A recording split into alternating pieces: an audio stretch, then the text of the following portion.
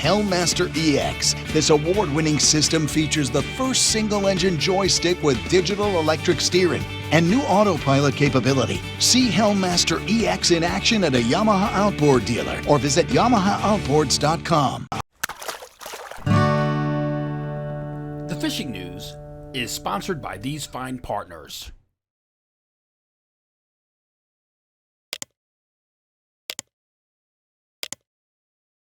It's Thursday, September 12th, 2024. I'm Jim Hutchinson with the Fisherman magazine, and we kick off this week's video fishing forecast for the New Jersey, Delaware Bay region by honoring those men and women who lost their lives 23 years ago this week on the 9/11 attack on the United States. New York City, of course, the Pentagon down in Arlington outside of Washington, D.C., and the brave Americans who fought back in that jetliner high in the sky above Somerset County in Pennsylvania. We all remember where we were. I certainly do. It's as vivid in my head as what I had for breakfast this morning. We also know how it affected us, but a rather poignant post that was made on Wednesday, September 11th, this week at the Fisherman's Facebook page is a clear reminder of how the local boating and fishing community here in the Northeast and the New York, New Jersey region in particular became involved in the rescue efforts.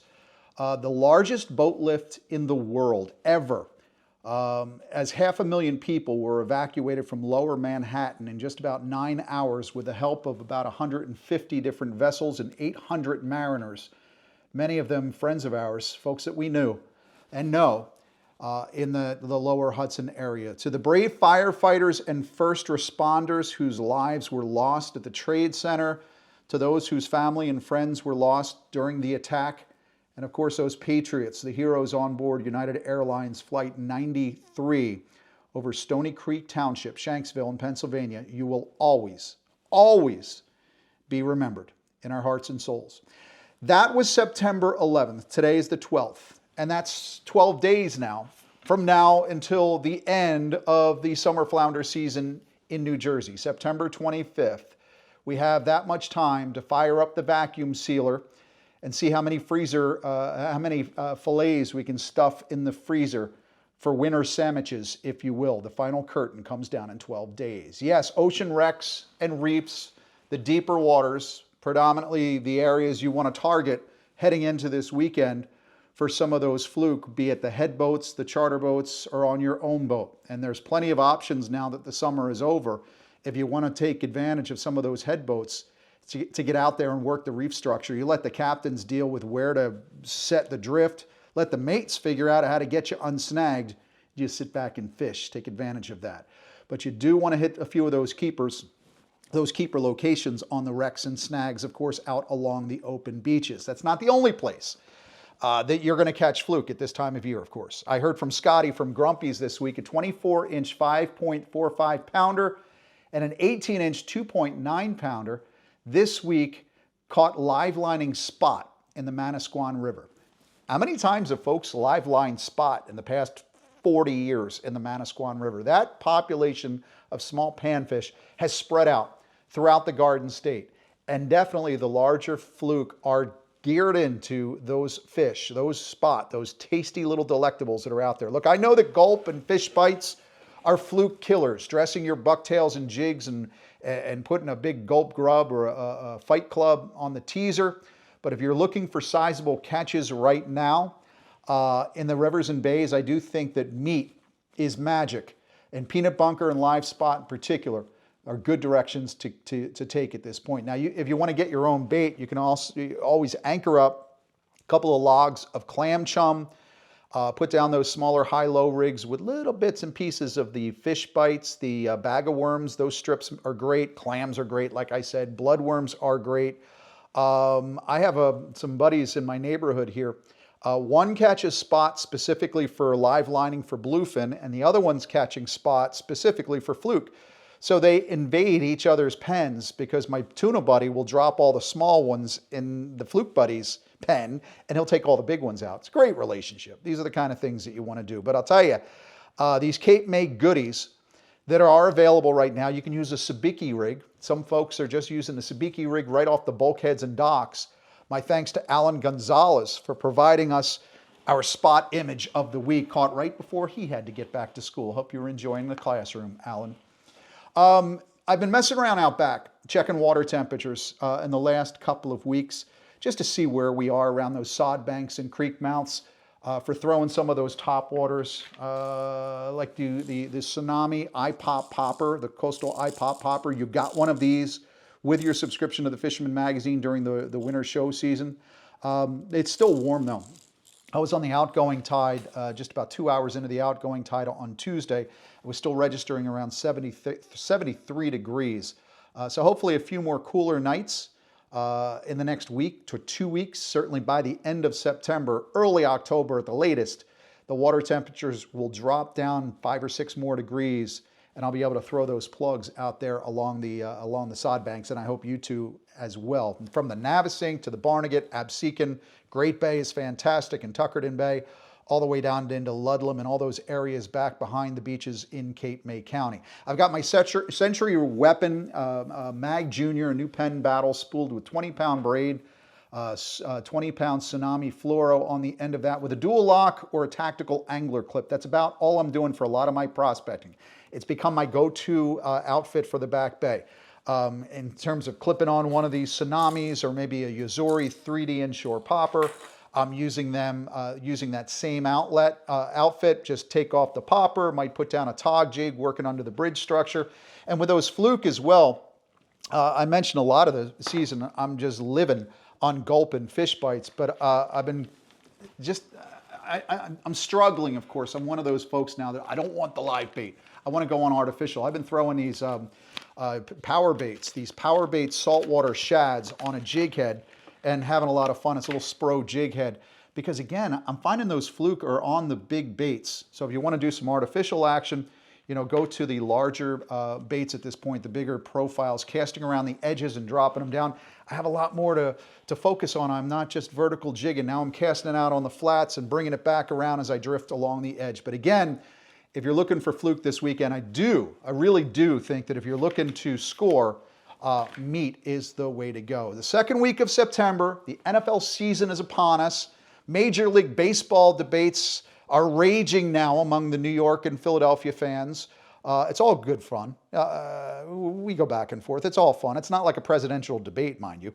But I know my fondness for the Phillies and the Eagles sometimes can be somewhat triggering to folks, especially north of the Driscoll Bridge. I grew up in South Jersey. What do you want from me?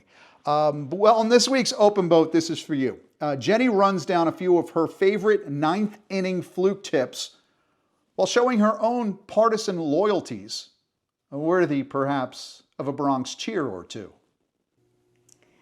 All right, it's the bottom of the ninth inning here for the 2024 fluke season, and I'm gonna give you guys some closeout season tips on who you should have in your starting lineup for bait options. Sometimes the artificials aren't working, especially towards the end of the season when the waters are getting a little bit colder, but that doesn't mean you can hang up the towel on the fluke season, finish the season strong with these bait options. Starting off with an absolute home run of a bait, we have the peanut bunker. Now, a lot of the local lagoons are getting stacked up with peanut bunker right now as they make their way out to the front for the fall run, as we have a mix of bait that will migrate out there. So you can get peanut bunker by cast netting, either behind the bays or back in people's lagoons, or if your local tackle shop sells them, you're a lucky duck. So definitely grab some peanut bunker if and when you can, and that's a good option for doormat fluke towards the end of the season. Next up, we have a little bit of a curveball here that's gonna hit a home run is the mullet, striped mullet specifically. Going back to the fluke bite on mullet, they are an excellent bait, and like I said, you can get them cast netting out front, or you can get them from your local tackle shops and use them. You can either use them whole or you can strip them. And late season fluke absolutely crush the mullet. Like Aaron Judge hitting a home run, these are an excellent bait option for you. And last but not least is one of my favorite baits to be caught, the good old spot or the Lafayette. This is definitely a base stealing bait. Now, the spot can be caught on a sabiki rig with a little Fish Bites bloodworm imitator, and you can triple up, you can double up, whatever. I like to cut my sabiki rig so I don't have to deal with that many hooks, but you can double up on spot and just have fun catching the spot on its own. But a lot of times in the late season when you're filleting a doormat fluke and you cut open its belly, you'll see spot in there. So take note, definitely give yourself a little pitch count before the season ends, so because you still have time to go out there and wipe your feet on a doormat. Now, I hope you guys have an excellent closeout to the 2024 fluke season. Definitely make it count. I know it hasn't been the best, but what's a finicky fluke bite without all the factors that go into it? So you gotta work hard, put your time in, make these last couple of weeks count, and wipe your feet on some doormats. Stay tuned. I'll see you guys on next week's open boat. Now is the best time to buy a boat at the Jersey Shore Boat Sale and Expo. Fishing boats for inland and offshore. Tons of center consoles. September 27th through 29th, Shoretown Ballpark, home of the Jersey Shore Blue Claws. Tickets at jerseyboatexpo.com. Life is better with a boat.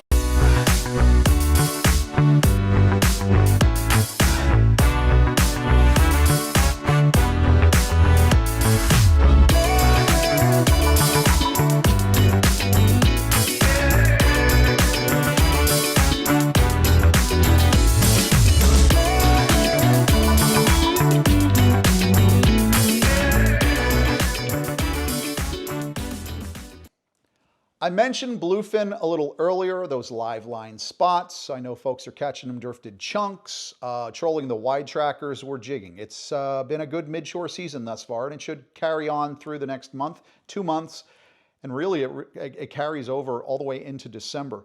I know Jimmy Frieda talks about that all the time. He frequently writes articles, Holiday Bluefin, that goes into our December edition. So hopefully all this great bluefin action will continue to provide us all with thick steaks, modestly grilled, no more than 30 seconds aside, on the outdoor barbecue grill. What I like to do is a little bit of olive oil and sesame oil on those fillets, on those steaks, and then I coat it with everything but the bagel seasoning. You can get that in most stores because a lot of folks use pepper, a lot of folks use sesame. The everything bagel is the best, and if you can get that everything but the bagel seasoning, simple, straightforward, out on the grill. Or you can also sear it in the pan. But it all starts with the windows of opportunity and being geared up to actually catch tuna. Well, we just added a new video on our YouTube page. You may want to check it out. It features tuna jigging south of Block Island on the North Coast 415 HT. Not only great fishing action, but you get to view this beast of a fishing machine powered by quad Yamahas, 4 Yamahas. 4 Yamahas would sink my little center console. Just click on the card at the top of the screen there and check out that video with Matt Broderick and get a little bit more detail in jigging tuna. Congrats, by the way, to my man Silas Mazakis, who landed his very first bluefin tuna last week, a 36-incher on the troll, first light, out of Holiday Harbor Marina in Waretown, out Barnegat Inlet. Dad Steven said they were on the inshore bite. Bloody well done, Silas. Bloody well done. Weather-wise, it looks like summer is over by the fact that there's not a lick of south wind in the forecast heading into this weekend. Inshore, nearshore, and mid-range, though, looks fantastic. Light easterlies in the NOAA marine forecast midweek. That's through Sunday. Seas mostly 2 to 3. Offshore from the Hudson to Baltimore also looks good in terms of the midweek forecast from NOAA. You have those yellowfin offshore right now, and I spoke to Tom P. at Creekside Outfitters, Rack and Fin Radio. He does our offshore column. He's going to have some longfin reports, real true albacore reports in this week's offshore report. It'll be posted next week, but he's already making calls to find out what's going on. So it sounds like the longfin bite is starting to materialize now as well, which is a good sign as we get into the September and October chunking. You chunk overnight for yellowfin, maybe swordfish, do some albacore trolling at first light, and you're in by noon cleaning fish. Water temperatures are getting warmer. They're still keeping the exotics around. I heard from Mike Martello this week. He's had a fun season on his Sea Eagle Fast Cat 12, spending most every weekend drifting through the inlets and back bays from Corson's down to Hereford Inlet. As far as the fishing, the action, he says, has been constant all summer long, but of course more quantity over quality. He says, like everybody else, that 24 may go down as the season of the 17.5-inch summer flounder, just a little short. Anyway, while Mike was drifting over some deep cuts in Dung Thoroughfare the other day, never heard of it, this fish is. he pulled up this pigfish, a grunt, another summer oddity here at the Jersey Shore. As Mike said, the ad is true. Nothing says no to fish bites. For more than 20 years, anglers everywhere have come to know one thing, that nothing says no to fish bites.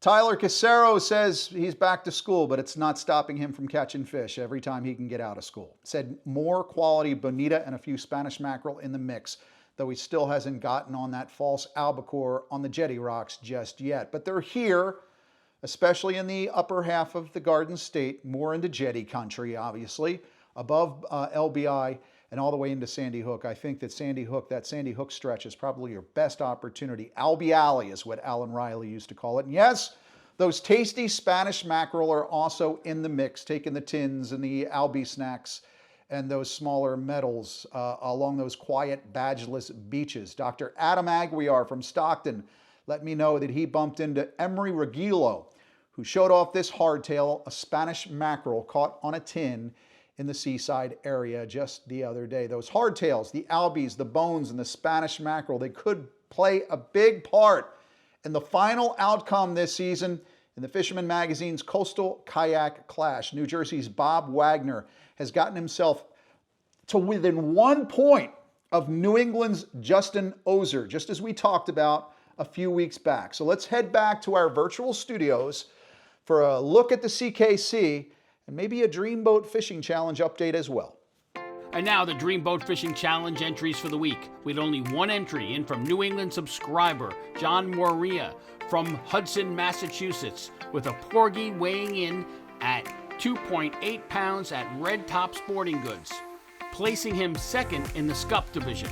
The standings once again took a point dip for second and third. Scott Waterman with 17 points, Brian Zembreski with 12 points, Anthony Savino with 10 points. The full run is on, so fish hard. There's plenty of time to enter your fish to win a Steigercraft powered by Yamaha and many other great prizes, but you must be a Fisherman subscriber to enter.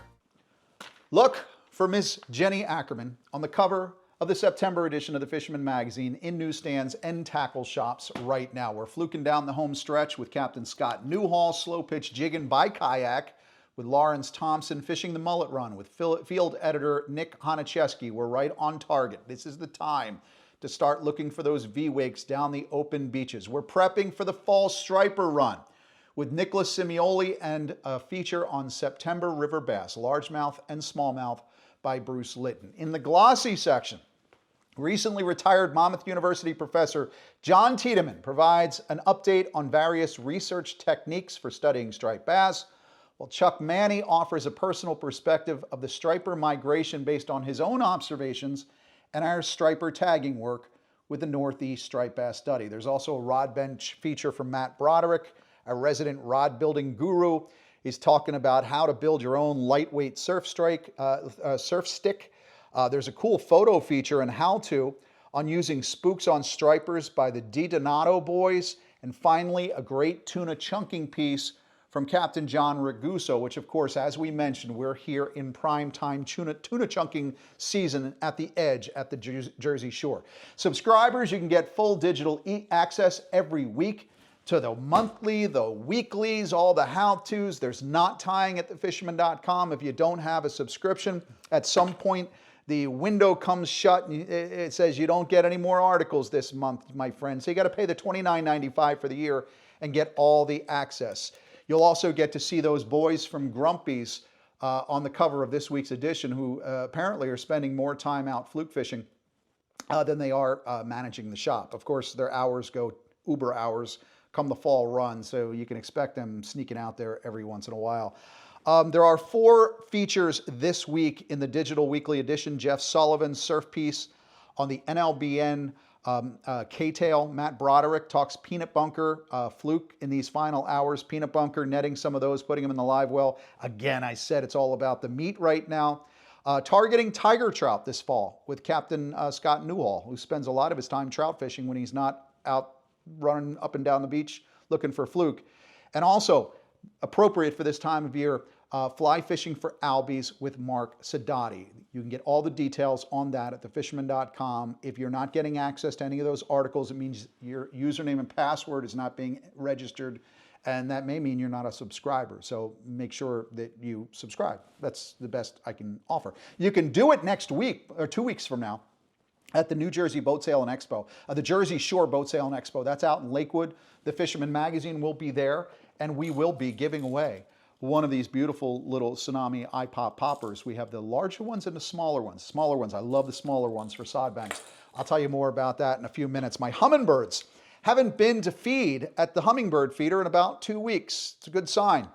Those cooler nights have prompted them to depart south for the season. Leaves are falling at this point, just like the temperature should soon as well. With that, let's head out to the mountains, check in with my friend George Shower, our Pocono outdoors guy.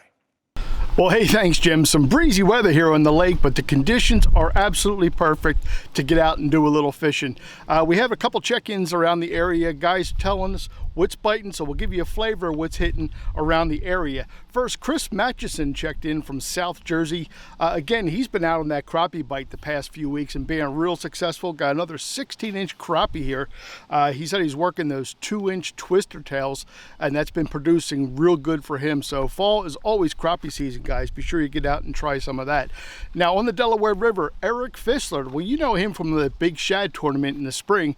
Eric was out fishing some suckers, and he managed to hook into a big old flathead catfish, and that's a first for him. That was his first catfish. He doesn't normally fish for him, but it's a great prize nonetheless. I'd certainly be happy getting a hold of one of them myself.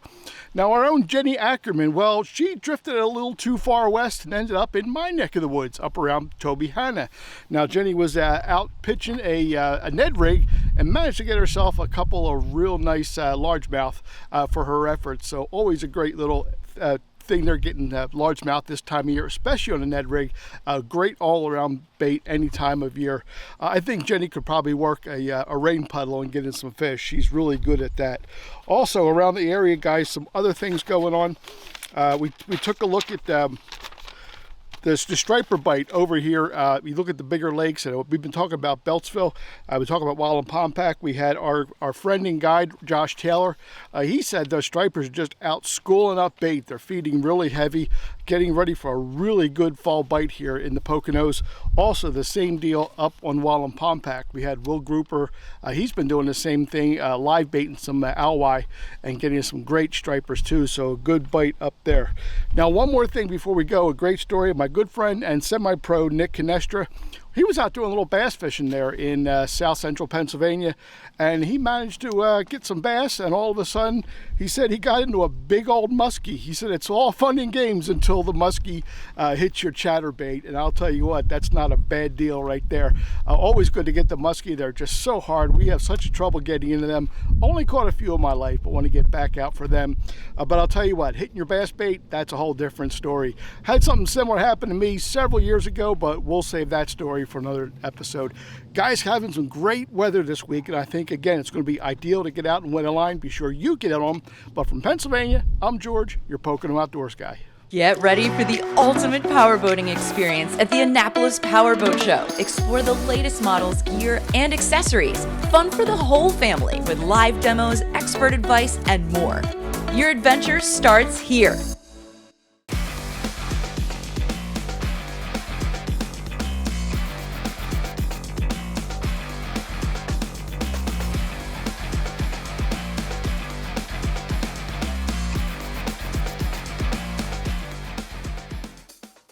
Very soft tip. So when the blackfish is biting, that blackfish hit on a very subtle bite. A small bite, it scratch, that fish hit. So With a stiffer rod, a stiffer spinning rod, we can say, I won't really feel that and I'll miss the fish. Sometimes you can get it, sometimes you can't. But with this rod, I can feel every single little bite. And also with this reel, it's a fast action powered reel. So I can get the fish out of the rocks, out of the structure very fast, and it has a drag to handle the fish pulling. My man, Pedro Ildefonso, sharp as a tack, this young man, giving his first ever Blackfish seminar recently, offers good advice for folks looking to give terra firma togging a shot this week. Tog jig with a greenie, a fiddler, Asian shore crab, and of course maybe a few of those sheep's head still around in the southern part of the state around Atlantic and Cape May County as well. Yeah, you still have those opportunities for sheep's head. That season continues. And like I said, with the water temperatures that I registered in the Back Bay, 73 degrees, when our water temperature's in the 70s, you're not gonna have a lot of those sheep's head skipping out of town anytime soon. And hopefully, we're gonna lead into some speckled trout as well, because September, October, November, that's about the season, the time frame when I start hearing from the guys in South Jersey, Cape May County especially, on the speckled trout run. We'll see what kind of run we get this particular year. This Saturday, out at Island Beach State Park, you've got the 28th annual New Jersey Beach Buggy Association Children's Fishing Tournament. You can get details on page 9, September edition of the Fisherman magazine, that calendar of events, but registration gets underway 7:30 a.m. on Saturday in the swimming area. I am finalizing the October edition of the Fisherman magazine. It's kept me at my desk, but that's coming out in about 2 weeks. If your club or organization has an event coming up in October, a tournament perhaps, you want to get it in the pages of the Fisherman magazine October, you got to get in touch with me this week. Deadlines are moving fast and furious. But email me, jhutchinson@thefisherman.com. I'll get that information into the print edition of the Fisherman magazine. Now, I mentioned in last week's video fishing forecast the New Jersey Marine Fisheries Council meeting last Thursday in Galloway. I was there along with a handful of other masochists like myself, trying to sort out some of the management stuff that's coming our way. I left a tad early, but I did gather a bunch of notes. So we'll see if we can kind of quickly cover what happened at that New Jersey Marine Fisheries Council, what I can glom out of that. First of all, targeted catch and release shark fishing on the beach for prohibited federal species like sandbars and sand tigers was brought up. It's something that I editorialized several months ago. Scotty from Grumpy's Tackle sent a letter into the council. It came up in discussions, although the state official responsible for marine fisheries, Joe Cimino, he said, quote, "I express great concern about this." Yeah, I express great concern about not working harder within the bureaucracy to open up new angling avenues of opportunity in New Jersey when given the chance. All right? Like speckled trout, for example. We've been talking about this for 5 years. We still have not broken speckled trout out of the same category as weak fish in 5 years, but I digress. Council will convene their shark committee at some point to discuss how or if it's possible to have a coordinated, targeted catch and release shark fishery on prohibited species, maybe through outreach, possibly workshops. That's down the road. Also down the road, again, we found out that speckled trout regulations, it still has to go through the legal eagles to figure out how to separate these two species. 5 years to break the two fisheries apart. That's what should be of your concern, Joe. Personally, that's what I think. The council committees are working to establish a survey to figure out how the state of New Jersey might be able to separate individual areas of the state into different regions: inshore, offshore, Back Bay, North Jersey, South Jersey. You know, it always comes up every year. The different anglers in different regions always want something different from the fluke regulations. It's one thing from the northern part of the state versus down on Delaware Bay. The Back Bay guys who fish Ludlam and Great Bay want something different from the folks that want to go out reef hunting this later time of year. But what I'm told is there's a survey that the state is going to work on, the council members are going to work on, to try to perhaps develop different regional regulations for summer flounder based on where you're actually fishing. As soon as that information becomes available, I think Eleanor Bohannock, council member, is working on that.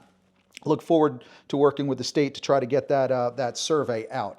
Also, the 2 missing council seats, they're just waiting for the New Jersey Senate to get back into session. They've been enjoying their summer recess.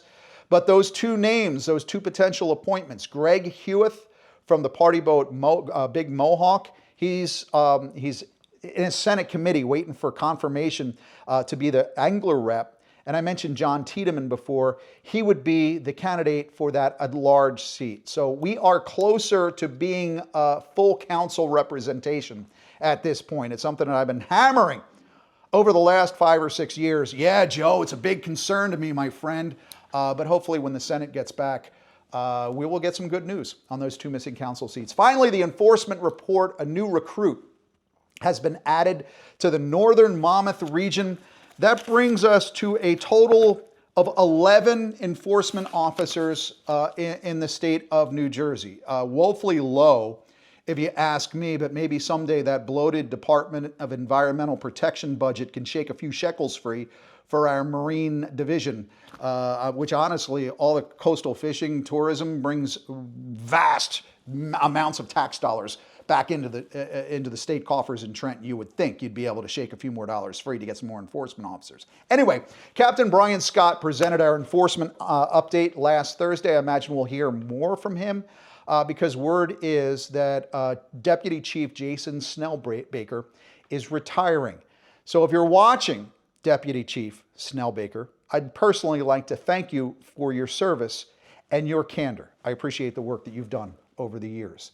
In 2 weeks, we will have the Jersey Shore Boat Sale and Expo. I mentioned it before because at that event at Lakewood, Jersey Shore Blue Claws Stadium in Lakewood, we will be giving away a Tsunami iPop popper if you get your new or renewing subscription to the Fisherman magazine. That is going to be Friday, Saturday, and Sunday, September 27th through the 29th. The night before, Thursday the 26th, I will be out at the Huntington Hilton for the Fisherman magazine show. That's an inshore, offshore surf show. Huntington Hilton, September 26th. Lock it in. I'll have more details for you next week. You can find more details in the September edition, but I'll be there. Jenny's going to be there. New England editor Dave Anderson is going to be there. And of course, Long Island's Matt Broderick will be there as well. We've got a whole cast of characters that are going to be there presenting seminars, including Crazy Alberto Nee, fresh up from Florida, coming in to talk surf stripers. Have more details on that, more events next week. I hope to see you out there on the beach this weekend, looking for some late season doormats in the wash and some of those hardtails. I'm looking forward to the first opportunity to miss with false albacore blitzing along the surf. Catch them up this week. Have a great one.